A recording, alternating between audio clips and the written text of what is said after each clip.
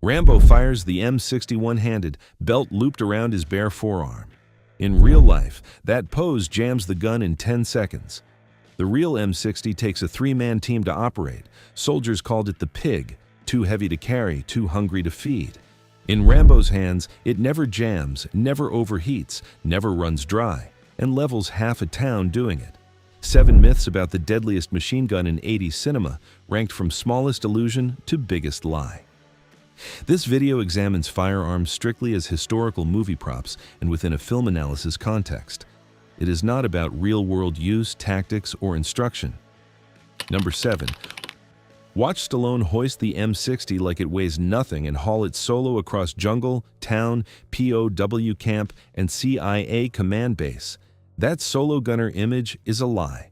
The M60 was a 3-person job in real life. Real M60 teams ran a gunner, an assistant gunner, and an ammo bearer, splitting the load. 2 crisscrossed belts and a spare barrel push the gunner past 40 pounds of metal before he takes a step. Riflemen in a standard squad carried an extra 100 to 200 rounds of linked ammunition for the M60 gunner on top of their own M16 loadout. The gun could not be operated solo without compromising sustained fire. The slang "humping the pig" described one of the most exhausting daily realities of the war. U.S. Marine units disliked the M60 so much that some held onto World War II-era Browning automatic rifles into 1968. The U.S. military eventually replaced it in the early 1990s with the M24. A Belgian FN mag variant, the M60, had originally beaten in 1957 trials. That's Illusion 1. Audio engineers added the rest. Number 6. Press play on the first Blood Town rampage. The M60 sounds like a hammer falling on a steel door. That weight comes from the sound mix. The real M60 fires at a cyclic rate of 550 to 650 rounds per minute, slow enough that each individual round is audible compared to the German MG42 at roughly 1,200 rounds per minute. Sound editors leaned into that and layered in deeper bass, the rain of brass casings on concrete, and amplified glass shatter, wood splintering, and transformer arc effects. The mix often makes each round sound heavier than the actual round is. Cinematographers added their own engineering. They shot the gun from low angles to make Stallone and the weapon loom above everyone in frame. They used slow-motion close-ups on brass tumbling out of the receiver and on muzzle flash, blooming against dark backgrounds. They tracked Rambo with push and shot so the gun stayed frame center, then lit him from behind with gas station fires so the silhouette did the heavy work. Most shots were composed waist-high on Stallone, keeping the M60 dead center of every frame. Director Ted Kotcheff and his First Blood team built a sensory illusion that audio engineers and cinematographers have copied for 40 years. The destruction blamed on the gun came from a different department. Number 5. Dark Main Street, gas station fire behind him, M60 at his hip, storefronts collapsing. The Town of Hope climax in First Blood, released October 22, 1982. Audiences credit the gun. The crew did the work. Rambo crashed a 2.5-ton National Guard truck into the gas station and grabbed the M60 off its tripod mount inside. The explosion that followed was a controlled pyrotechnic charge designed to block the highway. The transformers were rigged with cued sparking effects. The gunpowder cans inside Oren's, the local sporting goods store, were placed there in advance for a secondary explosion. The plate glass on Main Street was pre-scored breakaway glass. Every visible impact was a squib, a small charge, attached to an object set to fire on cue. The art department wired each window, each transformer, each piece of dressing on Main Street. The special effects coordinator fired charges in time with the muzzle flash blanks loaded in the M60 prop. Sheriff Will Teasel, played by Brian Dennehy, gets shot in the leg through the police station ceiling. He is the only person Rambo physically wounds with the M60 in the entire first film. Director Ted Kotcheff used the gun as the trigger for a pyrotechnic show. Stallone provided the silhouette, the art department provided the explosions. The prop M60 itself was a real demilled gun modified for blanks, supplied by Hollywood prop houses. The math on the ammunition belt itself is even stranger. Number 4. A close watch of either First Blood or First Blood. Part 2 reveals a quiet pattern. Rambo never visibly reloads the M60. The endless belt is editing. The firearms website Pew Pew Tactical's analysis of the original film notes that Rambo fires what should be hundreds of rounds without a single belt change. A 100-round belt of linked 7.62 by 51 mm ammunition weighs around 7 pounds. 2 crisscrossed belts give a gunner roughly 200 rounds total, and that runs out fast in real life. On screen, the rounds keep coming for the entire scene because the crew shot many takes and the editor cut between them. The gun also never overheats. Field manuals for the real M60 list a barrel change every 200 rounds of rapid fire or every 10 minutes of sustained fire.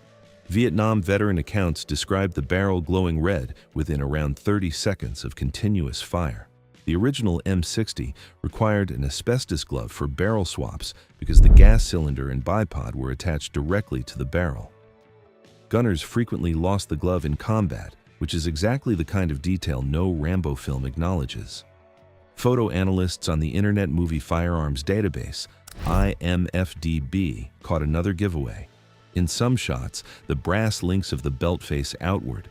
In other shots, the same belt's links face inward because takes were spliced together without tracking belt direction.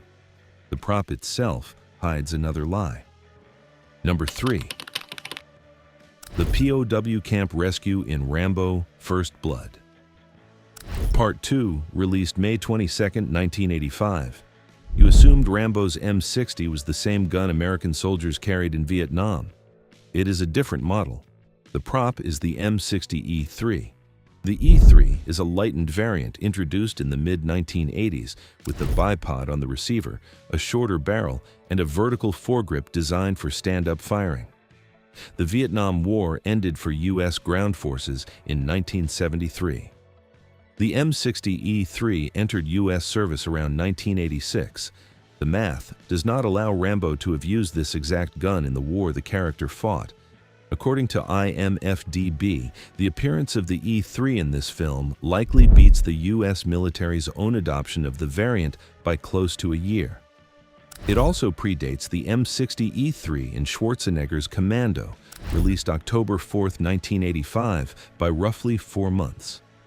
American audiences saw the new variant in a Stallone film before most American troops had handled one in service.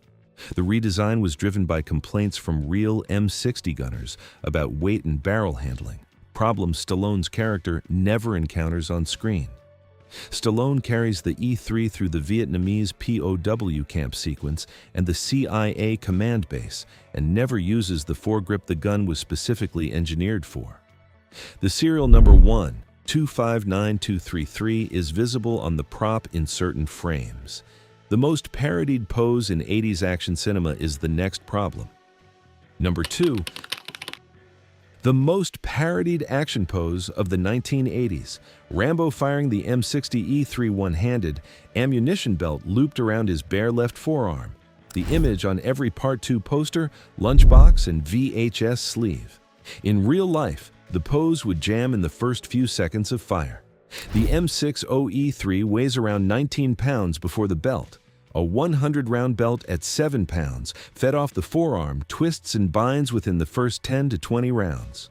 The lightened E3 was given a vertical foregrip specifically because hip fire and stand-up fire were the hardest positions to control on the M60 family. Stallone ignores it and fires the gun like a cowboy fires a six-shooter. The standard real-life position for an M60 is prone, on a bipod or tripod, with an assistant gunner steadying the belt off the side. The image holds because the camera makes it look effortless, slow motion, tight framing, cuts that hide the recoil walking the muzzle, costumes designed to make the silhouette register before the viewer can ask whether the physics check out. The pose was copied in Schwarzenegger's Commando in October 1985, in Weird Al Yankovic's UHF in 1989, and in Charlie Sheen's Hot Shots Part 2 in 1993. The biggest myth in the franchise involves a gun most viewers cannot even name correctly. Number 1. Ask a fan to name the deadliest machine gun scene in any Rambo film. Most point to the 2008 entry, where Stallone rips a heavy gun off a Burmese army jeep. That gun isn't an M60. It is the Browning M2 aircraft variant, chambered for .50 BMG, also written as 12.7 by 99 millimeters. The base gun weighs 84 pounds, and the full-mounted package pushes past 120. The base design dates back to John Browning's work that began in 1917 and continued through the 1920s, which makes it one of the longest-serving heavy machine guns in American military history. The scene plays out during the rescue of aid workers held by the Tatmadaw, the Burmese military. The original script called for Stallone to rip the M2 off its mount and fire it by hand, the way Rambo carried the M60 in earlier films. He could lift it. He could fire it with blanks. He could not move quickly enough with it for the choreography. The production remounted the gun.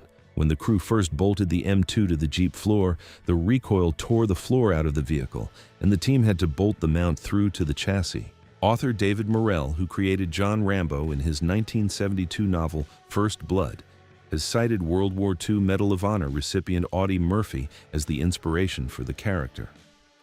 Murphy held off 6 German tanks and roughly 250 infantrymen with a vehicle-mounted .50 caliber at Holtzwihr, France, in January 1945 in an action that earned him the Medal of Honor.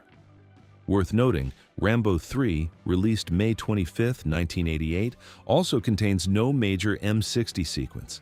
2 of the 5 Rambo films feature no real M60 work at all. The character known for the M60 carries something else for the scene most modern viewers actually remember. President Reagan referenced the franchise on a hot mic on June 30, 1985, after the release of the TWA Flight 847 hostages.